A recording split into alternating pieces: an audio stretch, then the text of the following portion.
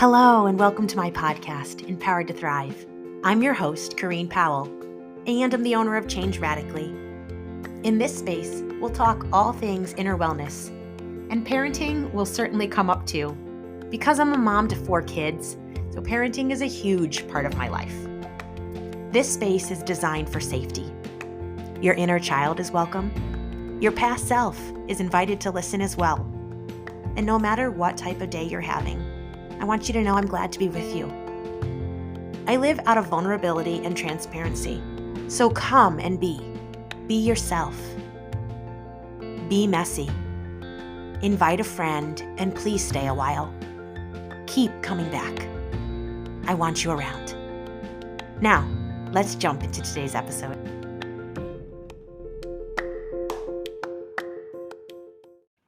Oh, I'm so glad that you're here with Lori and I today.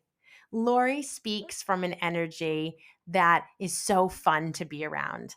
And she's going to help you today to locate pockets of time you didn't know you had. You're going to want to stick around and listen to this full episode. I want to begin by introducing Lori to each one of you listening. Lori Oberbroeckling is a mom of 4. She's many things: a corporate leader, a podcaster, a productivity expert, and the author of the book, Secrets of Supermom: How Extraordinary Moms Succeed at Work, at Home, and How You Can Too. She's passionate about helping parents who want fulfilling careers or side hustles to also feel present and connected to their families.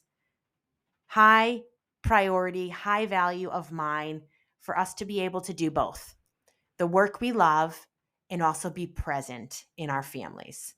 So I am so excited to have Lori here with me today, and let's just dive right into the episode. Yeah. So happy to have you. Thank you for being here. Oh, thank you for having me. I'm excited to be here today. And we're going to talk about weekly planning, which is, I think, a good thing for all of us. I know some of my listeners are parents, so I feel like time is of the essence, but it is for all of us, so jump in wherever you want to take us and go from there. All right, well, let's do it. So why do I love weekly planning, and kind of where does this go? I used to wake up and go to my calendar and say, okay, what is today? So this is me pre-kids in a corporate job, and usually fairly demanding days. So usually lots of meetings, right? I traveled for a long time.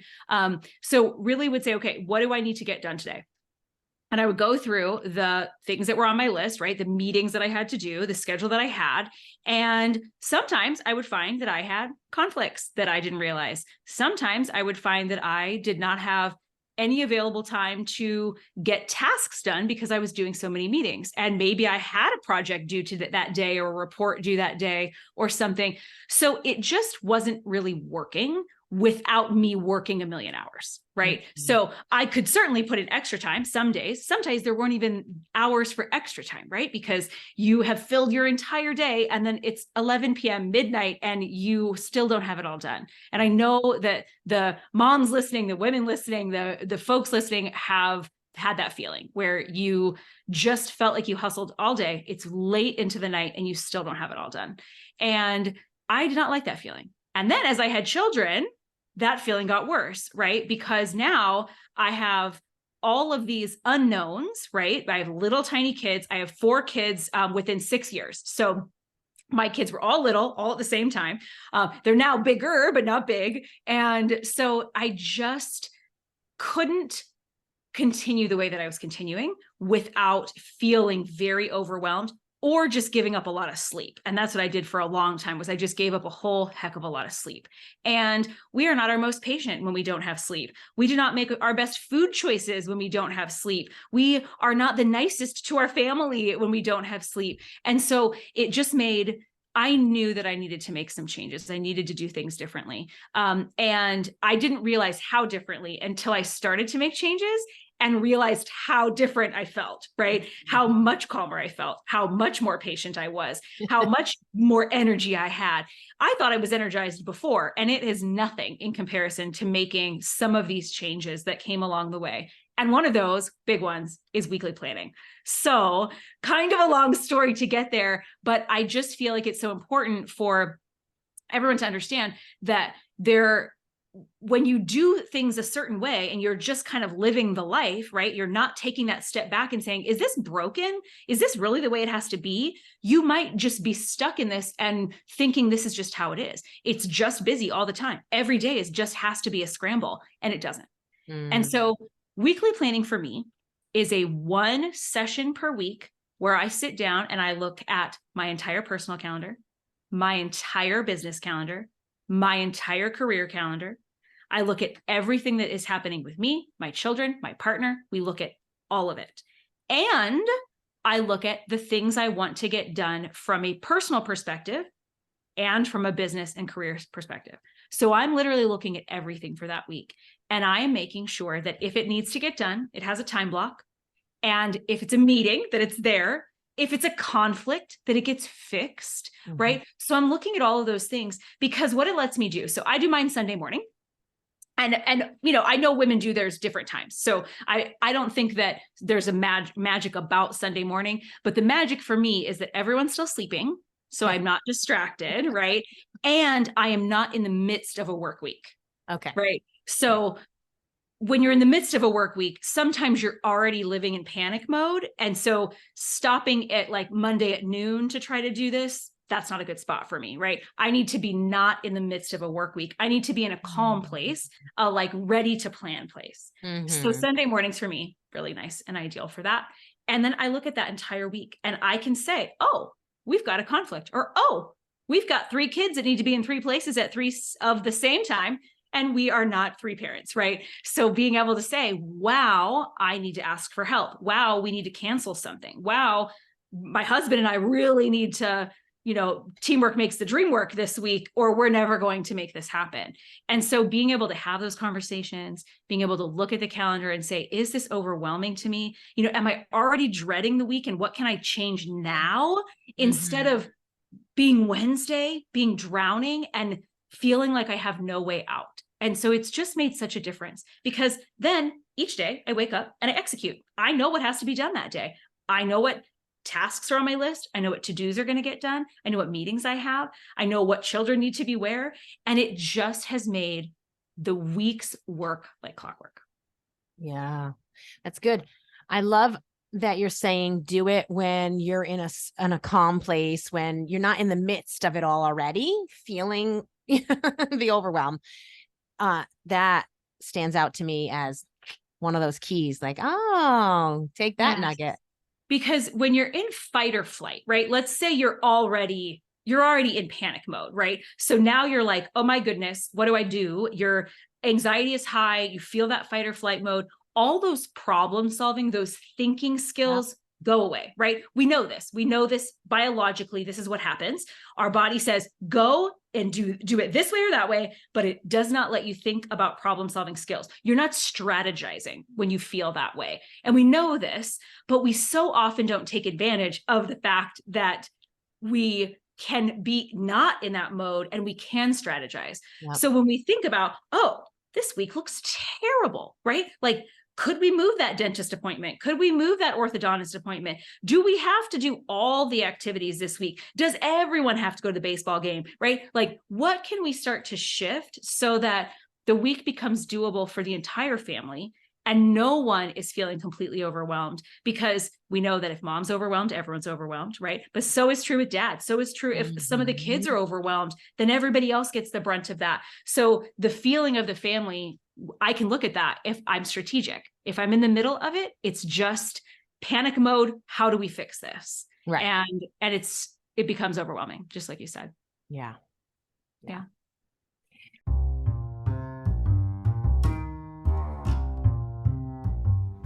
I'm interrupting the episode just for a moment to let you know that I have some newly revised and fresh workbooks for you.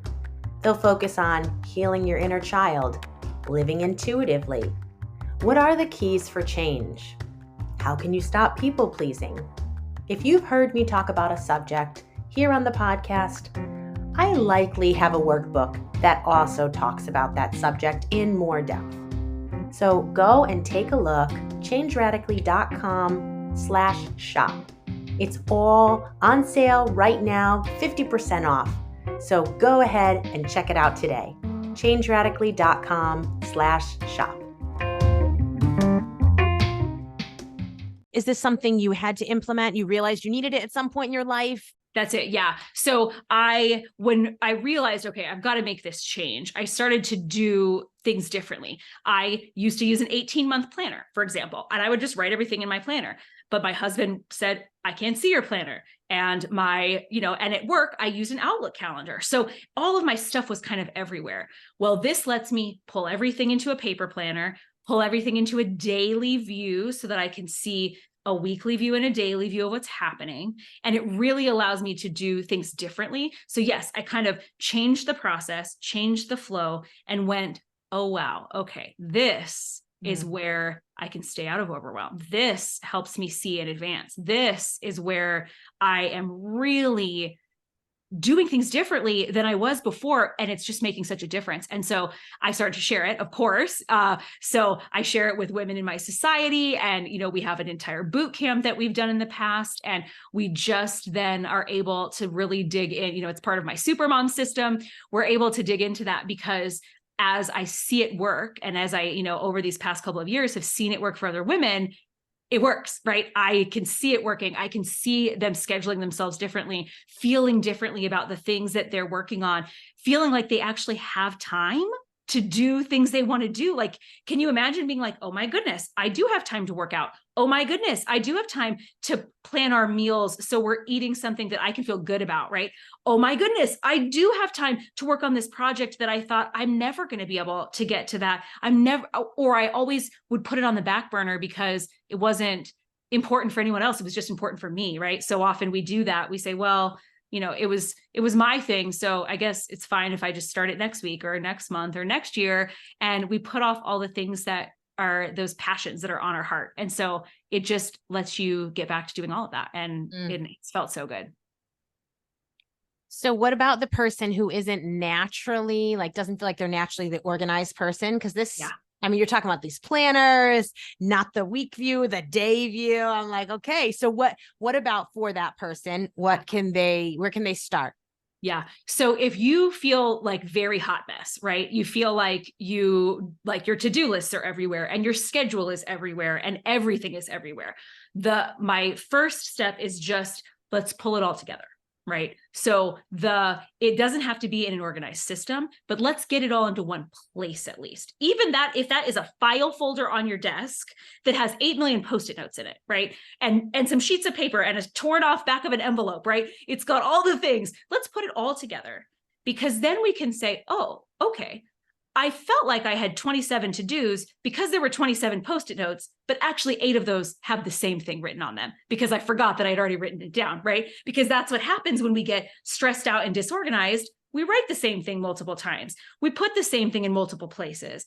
And then we feel like 3 things might exist or 10 things exist or 40 things exist, and it might not be true. Yeah. So we can start asking ourselves those questions. Is it true that I really have that many things to do? Well, now you can see, oh, okay. Everything is here. I don't actually have that many tasks to do this month. I can break those down over the next couple of weeks and totally get it done. Yeah. And then it starts to bring some of that peace. Right. And then you go, okay, this is working, right? So we want to do these little baby steps because then our brain says, oh, that worked. That was awesome. I felt good doing that. I should do that again. Right. So then we say, oh, I had all the stuff together and it worked and it was nice. And so what if I were to keep putting everything in this file folder, right? Or in this specific sheet of paper or in this notes app and everything goes there, right? Whatever you decide you want to use, but you start being consistent with that and you start getting those wins. And then you can go to the next steps, like the more strategic, actual weekly planning, going through your whole schedule. But I wouldn't want you to start there because it would be almost impossible to maintain that for someone who feels like everything is everywhere. You can't go from 0 to 60, right? You have to be able to take the baby steps and say, this is working. You're able to do this. It's totally manageable. what's next Mhm. and be able to build on it. So yeah, that would be my first step. Let's get it all in one spot and see what really is there. Yeah. I love that. You could just feel the when you were talking about, oh, if you put it all down, you figure out everything, you might realize, you know what? I actually can get all this done. It isn't as much as I'm thinking it is. It just I guess the truth of that is so clear that it's like, what a relief. This really is the case. And not always, but enough times that it's worth saying, maybe, let's take a look and see, are all the things that are making us feel overwhelmed in our head actually the case, or do we just need to get it out, put it down, look at it, and evaluate from there? That's it. And so often we think, well, I have so many things to do, I can't possibly get it done. Maybe you write it all down and you go, oh, every one of these tasks is something I already know how to do. Maybe only takes me 10 minutes, right? Because a lot of overwhelm is the unknown and the anticipation of the fact that there's too much to do. So like I anticipate that all these tasks are going to take me too long and I have too many of them. So there's no way I'll ever get it done. And now I am overwhelmed, right? But if I look at the reality, so it's really that taking that step back, saying what's true. Is it true that I have too many things to do? The answer might be yes. You might have to ask for help. You might have to say, I'm not going to do that this week at all. And I'm just going to let it go. But it gives you the control over it. So having the control and having the knowledge takes the overwhelm down almost immediately. And then you can say, what do I want to do? What can I do? What feels good for this week? And start to build those things in. Yeah. Yeah, actually opening ourselves up to the idea that we can make the life we want to have. Because as we're talking about it, it's like, I remember that place of where you just feel like, no, I don't have the freedom to actually cancel this plan or to not plan that in the future. Or I don't have the freedom to pivot or to create a lifestyle that works for me. But we do. We really can. If we don't want to be filling our days, we get to choose that. And I think it's so refreshing to be reminded. What you just said fully reminded me of that. Like, it is really, truly ours to decide, no matter what we've seen or what we're seeing around us or what we experienced, from our family that we grew up with. It doesn't matter how our partner looks at it, because like we have our autonomy. So yeah, we can talk about it, figure out, well, this is the lifestyle they like to have, and this is the one I like to have. But really, there's a lot of control in this. We have a lot of ability to determine how we manage our time and how it plays out. Yeah, I love how you said that, because I do think that a lot of times we feel like time is controlling us, right? Like we don't have enough time. It's like that everyone else's schedule is the schedule that is put on us. We have to do this. We have to do this. We should do that, right? So it always feels like things are out of our control. And I feel like with the weekly planning, with that look at ahead, it says, oh, no, I'm in control of all of this. I choose to attend that meeting. Now, will there be consequences for things? Sure. If I could move that dentist appointment and my child could have a cavity, right? There's going to be a consequence. I could cancel that meeting, but maybe I get a really angry client that I may have a consequence, but I still get to decide what is worth it and what isn't, and what I do this week and what I don't, and what is on my schedule for my life, right? Like you said, autonomy, and what isn't. And so just being able to have that realization, that feeling says, okay, this is mine. Time doesn't control me. The world doesn't control me. My schedule doesn't control me. I get to choose. Yeah. Which is a big shift for some, like really depending on the cultures we grew up in, like that could be a huge shift. But I think just sitting with that is powerful. Like just sitting with what you just said there. Wow. Yeah. Yeah. And doesn't it feel good, right? Doesn't it feel good to Yeah. oh, wow. Okay. I get to decide what I'm doing. And you may decide to change nothing. Here's what's super magical about this. You might decide that, oh, my plan is totally doable. The things that I have on my list are completely manageable. I have enough time for all of it. And you might decide all of that and make zero changes, but feel 1000% different about it. Mm-hmm. Yeah. Mm-hmm. It's wild. Yes. Yes. Yes, it is. So you were talking about taking like a Sunday morning, planning things out. Are there any other, just from the strategy end, from the practical side, is there anything else that you would suggest? Sure. So I'll answer maybe a couple of questions that I get a lot from women in my community about weekly planning, that they ask me kind of, what do you do specifically, right? So one of the things is they said, you have a digital calendar, so how are you putting all these things together? And I really truly am pulling them into a planner, like I mentioned before. I'm taking work responsibilities that are digital, personal and family responsibilities that are digital, and pulling them all into a single written planner. Because for me, writing it down says, okay, I can look at the time blocks and I can see what's scheduled and I can see where I have gaps. I can see what time is available. And then my to-do list is always a handwritten thing that I keep together, but I don't look at it every day. I look at it once a week. So by looking at it once a week and saying, what is on this list and what do I want to get done this week? That allows me not to be overwhelmed, because if you're like me, you might have a list that has, probably 100 things on it. There are 100 things I would love to do or like to start or like to get going on, right? We've got kids' clothes to clean out, and we've got rooms to reorganize, and tiny little toys to go through 8 million bins. Plus we have work projects. Plus we have other house projects. Plus we have friends that we want to see and parties we want to plan and all the things. So it lets me look at that once a week and decide what's happening that week, instead of constantly looking at a list of a million things and saying, how do I know where to start? It allows me to decide that. The other two things that I think are really important are what I call buffer time and white space.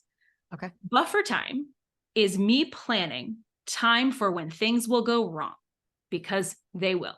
So I do not pack my schedule top to bottom, because that will never work. It will always go wrong. Because somebody just asked me, I was doing an interview and they said, how often do you finish your week and everything that you scheduled is like everything that you had planned on that Sunday morning, everything goes perfectly? And I said, 0% of the time. Never has that ever happened. I have never done everything perfectly, because it never happens like that. A meeting gets canceled, a kid gets sick, you get sick, somebody on your team bails out, you've got a project that your client reaches out to you and you weren't expecting it, you've got the school that called and you need to have an extra meeting because you have a kiddo that maybe doesn't like to follow the rules. There are so many things that can come up that throw your week awry. So I have time built in for when that happens, that I can roll projects into. Usually mine's on Thursdays, because I can roll things forward and say, it's fine, I have space for this. So that's one thing. So that's, again, strategic, right? Very specific strategy to make sure that I'm not wildly busy, that I can't get it all done. And the other thing is white space. And I want to tell you what's so important about white space and how I use it. White space for me is time blocked on my calendar that has nothing in it and is for me. So I do not plan it. So I don't say, oh, I have drinks with girlfriends on Friday, that's my white space. No. White space has nothing planned until I get to the white space and I get to decide what I need. Because each week you might need something different to refill your energy. You might need to be totally alone, right? You might need like a bath and a book. You might need to have a conversation with your spouse. You might need to call a best friend or your mom. You might need to just go play with your kids for a while, right? You might need to go for a run or go to the gym. You don't know what you need to refill your energy until you get to that spot, because it's hard to know what might deplete you for that week. And so by doing it this way, I am saying, okay, what do I need now? And then I can say, it is a pizza night with the kids, or it is a movie, or it is going out and like having fun at dinner tonight, right? I get to decide what I need, and I get to decide how to use that time. And that's been really powerful too, because then I can keep my energy high and I can keep replenishing it the way that I need. Right. Yeah. Wow. That's good. I wouldn't have, nope, not used to hearing that. And the white space where you decide once you get there, what do I need? That is good. Good stuff. Yeah. I think that I think two things. one thing we don't plan in time for ourselves. And I'm not talking, you don't have to plan. If you only have 20 minutes this week, plan your 20 minutes, give your 20-minute white space. If you can do an hour or two, awesome, do that. But I think one, we don't plan for that white space, so we never get it, right? Because if we don't plan it and we don't say, I need this, our time will get steamrolled, right? If we let time steamroll us, it will steamroll us. And then the other thing is, a lot of women don't recognize what they need because they never ask themselves that question. Like, how do I know what I need when I get to the white space? Yeah. Because I never try to fill myself up. So if you start doing this and realize I have no idea what I should do with my time, let's start maybe asking some questions, exploring that. What does fill me up with energy? What would feel good right now? Maybe just that question. What would feel good right now? Maybe it's laying flat on the floor doing absolutely nothing, right? Maybe it's stretching. Maybe it's having a glass of wine, right? We don't know what's going to feel good right now, but what would feel good right now? And then being able to just say, okay, let's do that. Mm-hmm. Yeah. Good. Yeah. I think those are the big things. Those are the big questions that I get asked, and things that, like, key things that I like to build in that maybe aren't easily noticeable from the outside. Yeah. Right. Yeah. No, you're giving us a lot. We can take it. We can practice something. And I think actually what I see is this idea that, we're going to find all these pockets of time that we didn't know we had. Mm-hmm. And it's going to allow a lot more to either get done or a lot more rest. Like, because it's not all about just getting things done, right? Sure. It's about whatever this time needs to be. Do we need to recharge? What do we need to do? But I just see this idea that, you know what, it's going to clear out a lot of space that is there. I mean, phones, like, so much time can get eaten just scrolling too, if we're not mindful about the fact that, well, no, maybe we do have more blocks of time. Nothing's usually going on here or there, but then wait, what's happening with the time? And even just as we're going through our days, to recognize, oh, this was a free hour, but now it's gone. Yes. Yes. That's so important. Being able to see what is actually happening with your time. The planning isn't just for preparing, right? It is, and being able to execute, but also being able to see, oh, I had all this, maybe it was white space, right? I had all this white space for be able to do some things for me. And I scrolled every time and I didn't feel better after, right? Sometimes you might want to scroll. That might be a need that's fulfilled for you. And you might be like, I looked at all my friends' precious kids and I'm so happy. Yeah. But so often we don't walk away from that scroll time happy. We walk away with comparisonitis or feeling more terrible about ourselves or feeling like we just wasted time. And we don't let it be fun. We let it be guilt inducing. Yeah. Yeah.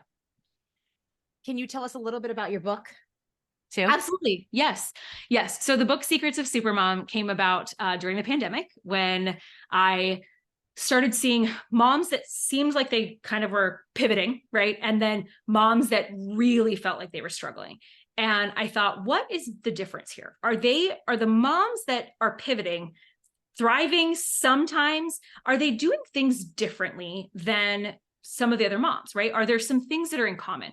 So I interviewed and surveyed almost 200 moms and found some key commonalities from things that they were doing. And so the book ended up being 16 chapters, 16 secrets of what these women were doing differently. So it is key secrets, and it is secrets with time management. There's health is involved in that, right? There's all these different things that these women were doing just a little bit differently. And it was really helping them feel better, feel calmer, and be able to manage when things did not go their way, when something changed, right? Because that was kind of the name of the game at that time in our lives. Every day was different. And so trying to figure out how to manage this and just all of those skills. So I put it together, and then it turned into a podcast and some programs and all sorts of other really fun things for supermoms, because I want every woman to feel like supermom. I think all of us are supermom, and I want us all to feel that way. Awesome. Yeah. I will include with the notes, but can you just tell everybody where's the best place to reach you? And if they want to pick up your book, where they can do that? Yes, secretsofsupermom.com is the best place because that's where you can find the book, the podcast, all of my socials. I'm Secrets of Supermom literally everywhere, but that's the best place to go to grab it all. All right, fabulous. Thank you, Lori. Appreciate you being here. Thank you. If you enjoyed today's conversation that Lori and I had, I wanted to highlight a few previous episodes I've recorded that you might also find helpful that expound on the topics we talked about today. From Season 5, Episode 13, Supporting Yourself in Every Season. From Season 2, Episode 33, Become a Bestie to Yourself. And from Season 2, Episode 17, What to Do When Life Feels Hard.